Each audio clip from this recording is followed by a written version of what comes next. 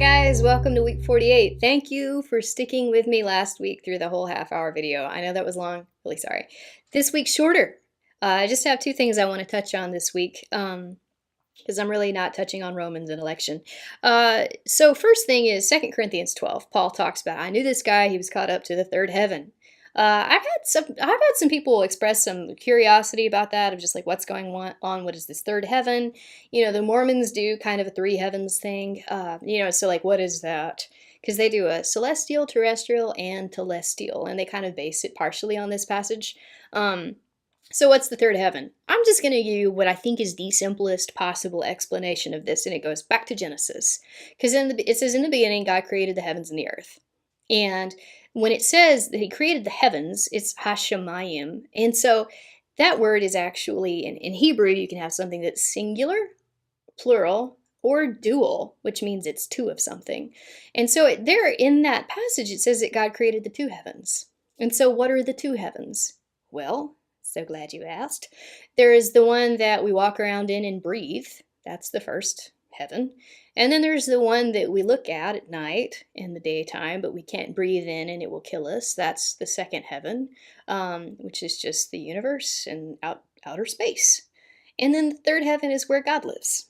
And so this guy was caught up to the third heaven in the presence of God, and it was just this crazy vision that he can't even talk about, Paul.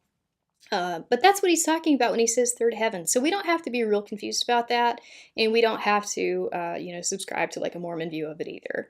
The third heaven is just where it's God's heaven. One day there's going to be new heavens and a new earth, but that's the third heaven. So hope that helps. Next one is just Acts 21:25. And it's just this thing in the church again, and they're talking about how we've already told all of these people, Paul, we want you to go, we want you to be with these dudes, and we want you to pay for their vow, and, they're doing this vow, and Paul goes, pays for them, he has his head shaved too. Paul probably wasn't bald, he has his head shaved twice in Acts, but anyway, I digress. So he has to go have his head shaved with these guys after paying for their vow. And it's to show the Jews that he respects them, that he's not preaching against them, he's not preaching against Moses. And so he does that out of just like goodwill and submission to the church authorities. But one of the things that's interesting here is they repeat again, we've already told the Gentiles that the only things that are prohibited to them are things offered to idols, sexual immorality, things strangled, and blood. And so we see this is quite a while, like a good couple of years after this original Jerusalem Council. And we also see that it is now a matter of firm policy within the church. And so you see, like I said, like a couple weeks ago, there's just a consistency there. Consistently in the New Testament, there is a sexual ethic that is just quite basic, and it's God's basic ethic that he set up from the beginning that reflects Christ in the church.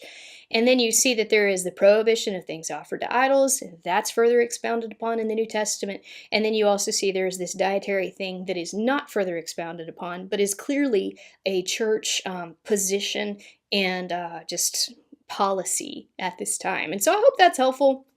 I think it's just interesting to see that the way that was something that they continued with, that they were very, very consistent with, and so when we look at it, like we can have a lot of confidence in that when we're following what the New Testament says and just really trying to honor Jesus, we're being consistent along with the apostles, along with the early church, and we don't have to say, okay, well, this thing was Jewish and now it's not, and we have one particular ethic when it comes to looking at the law, one particular hermeneutic when it comes to looking at the Old Testament standards. So that was already being practiced as policy as early as Acts 21. So hope that helps, and I will talk to you next week. Thank you.